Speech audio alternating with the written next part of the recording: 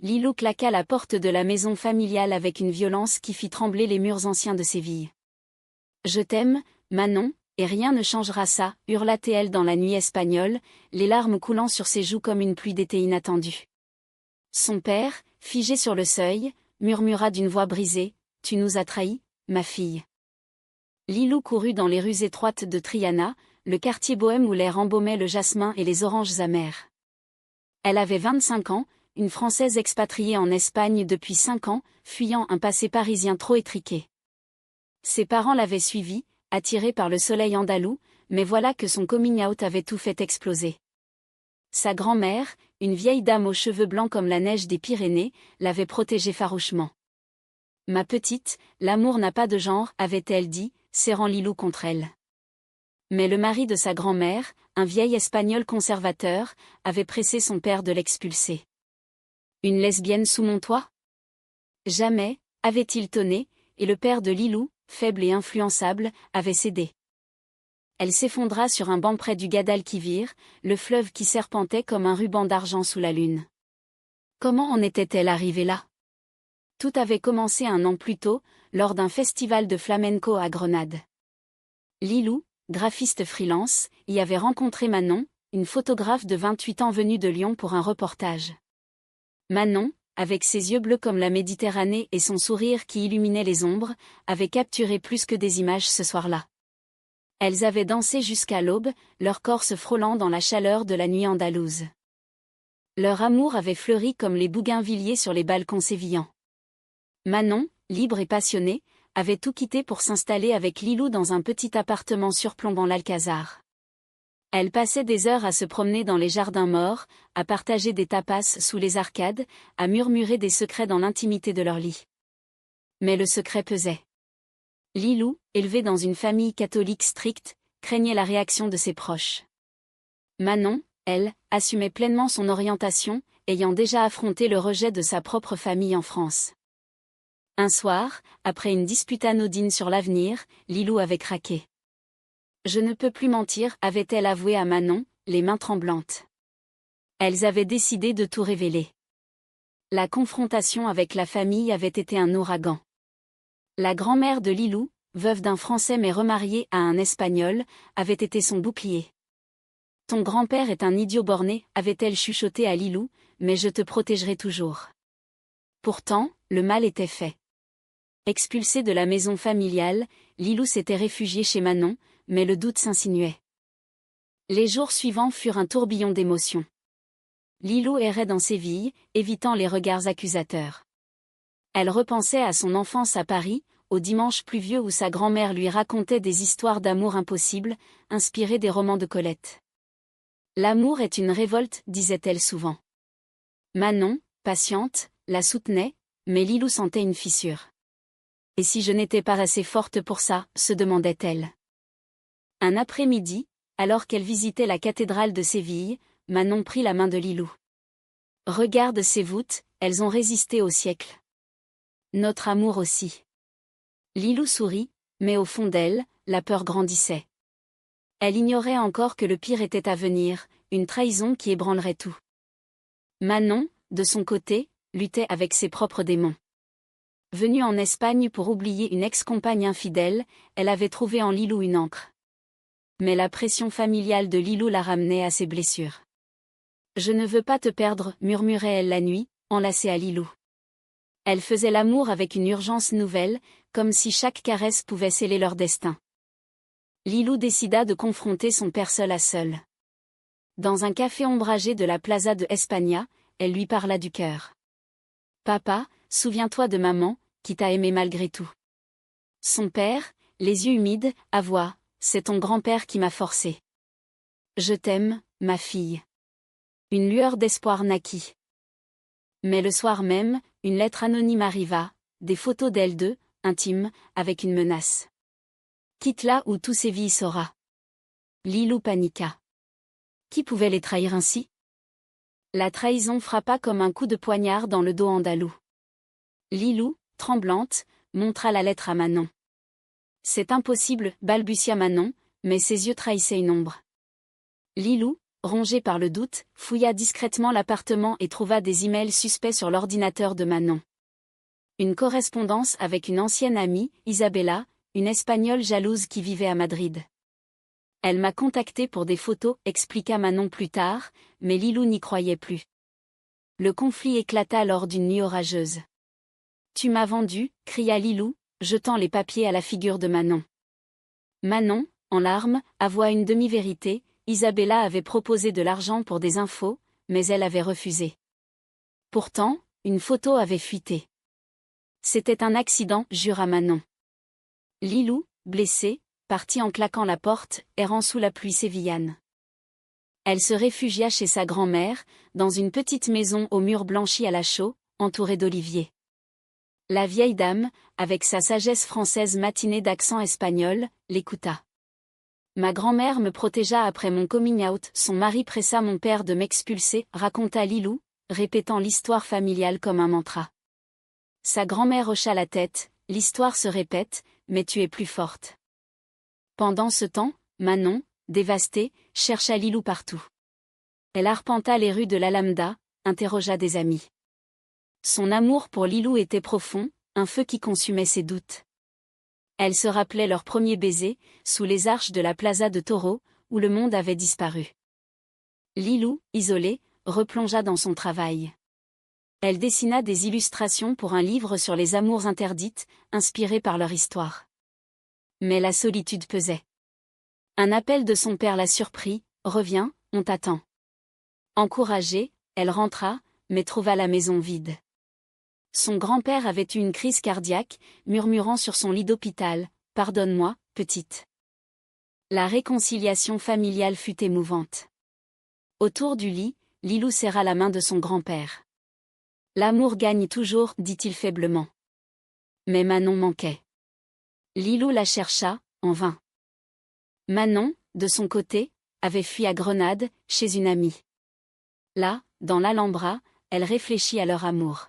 « Je l'ai trahi sans le vouloir », se dit-elle. Elle écrivit une lettre à Lilou, « Mon cœur est à toi, malgré les ombres ». Lilou la reçut et partit pour Grenade. Le voyage en train fut un tourbillon de souvenirs, leur rire à la feria de Abril, leur promenade dans les Sierras. À l'arrivée, elle trouva Manon sur les remparts, contemplant les neiges des Sierra Nevada. « Pourquoi » demanda Lilou. Manon avoua tout, Isabella avait volé les photos lors d'une visite. « Je n'ai pas su te protéger. » Elles s'embrassèrent, mais le pardon n'était pas immédiat. Elles passèrent des jours à parler, à pleurer, à reconstruire. Le haut trao survenait lors d'une fête gitane. Au milieu des guitares et des danses, Isabella apparut, jalouse et vindicative. « Elle est à moi » cria-t-elle, révélant sa manipulation. Manon la confronta, « L'amour vrai ne se vole pas. » Une bagarre verbale éclata, mais Lilou intervint, calme et forte. « C'est fini » dit-elle, emmenant Manon. De retour à Séville, leur relation s'approfondit. Elles affrontèrent ensemble la famille de Lilou, qui, touchée par la crise du grand-père, accepta progressivement. La grand-mère organisa un dîner, où des toasts portèrent sur l'amour inconditionnel. Pourtant, des doutes persistaient. Lilou se demandait si la trahison laisserait des cicatrices. Manon, elle, luttait contre sa culpabilité. Elles décidèrent d'un voyage, un road trip le long de la Costa del Sol, pour guérir. Sur les plages de Malaga, elles parlèrent d'avenir, mariage, enfants adoptés. En Espagne, c'est possible, dit Manon. Lilou sourit, sentant la romance renaître. Mais un appel changea tout, le grand-père décéda. Lilou, effondrée, rentra. Manon l'accompagna, prouvant sa loyauté. Les funérailles du grand-père furent un moment de catharsis. Dans le cimetière ombragé de Séville, sous un ciel azur, Lilou pleura non seulement la perte, mais les années de conflit. Son père, serrant son épaule, murmura, il regrettait, tu sais.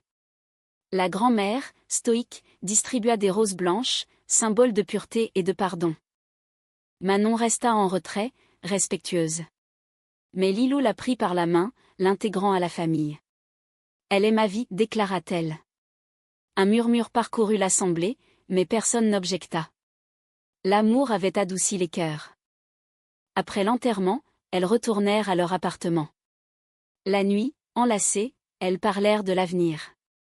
Partons en France, proposa Manon. Recommençons à Paris. Lilou hésita, l'Espagne était devenue leur foyer, avec ses passions et ses drames. Les semaines suivantes furent un mélange de joie et de tension. Lilou reprit contact avec d'anciens amis parisiens, qui les invitaient.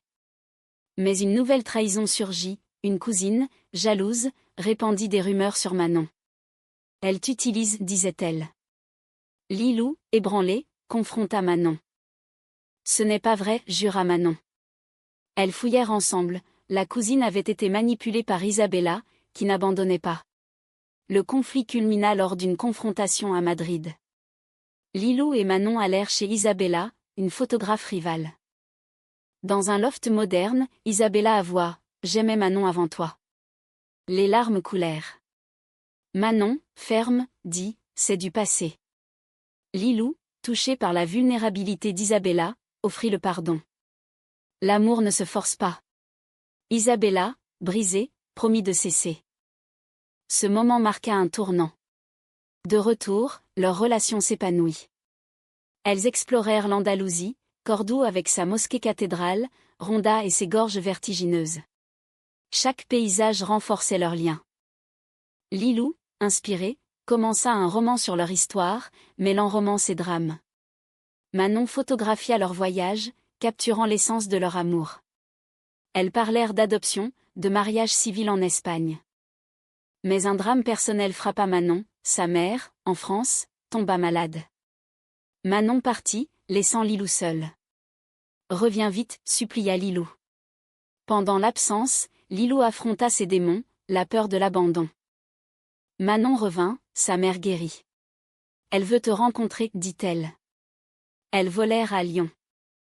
La rencontre fut tendue, mais la mère de Manon, touchée par leur histoire, accepta. L'amour est universel, dit-elle. De retour en Espagne, elles planifièrent leur mariage. Dans un jardin andalou, entourées d'amis et familles, elles échangèrent des vœux. La grand-mère de Lilou officia symboliquement. Que votre amour soit éternel. Pourtant, la vie n'était pas un conte. Des défis surgissaient, discrimination au travail pour Lilou, jalousie extérieure.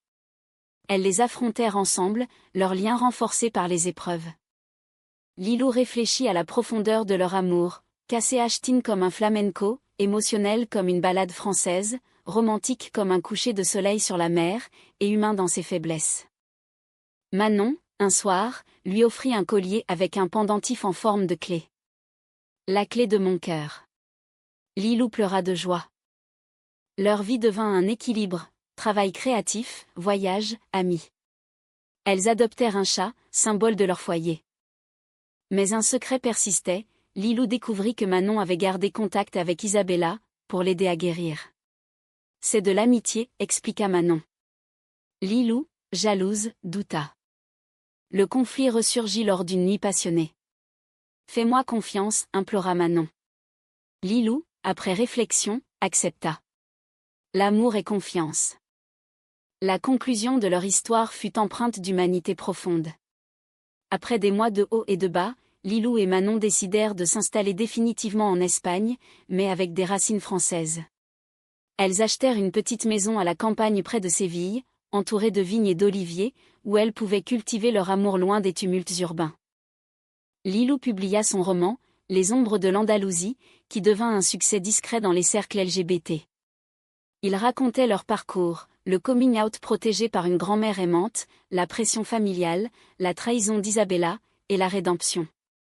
Les critiques louèrent son style français, lyrique et introspectif, malgré le cadre espagnol. Manon exposa ses photos dans une galerie de Barcelone. Une série dédiée à Lilou, des portraits intimes, capturant la vulnérabilité et la force. Lors du vernissage, Isabella apparut, transformée. « Merci de m'avoir pardonné, dit-elle. » Elles devinrent amies, prouvant que la trahison pouvait mener à la guérison. La famille de Lilou évolua. Son père, veuf, trouva du réconfort auprès d'elle. La grand-mère, âgée mais vive, visitait souvent, racontant des anecdotes parisiennes. « Vous êtes mon héritage, disait-elle. Un jour, elles adoptèrent une petite fille, Maria, orpheline espagnole. L'éducation fut un défi, mais leur amour inconditionnel guida tout. Maria grandit en sachant que l'amour n'avait pas de frontières. Des années passèrent.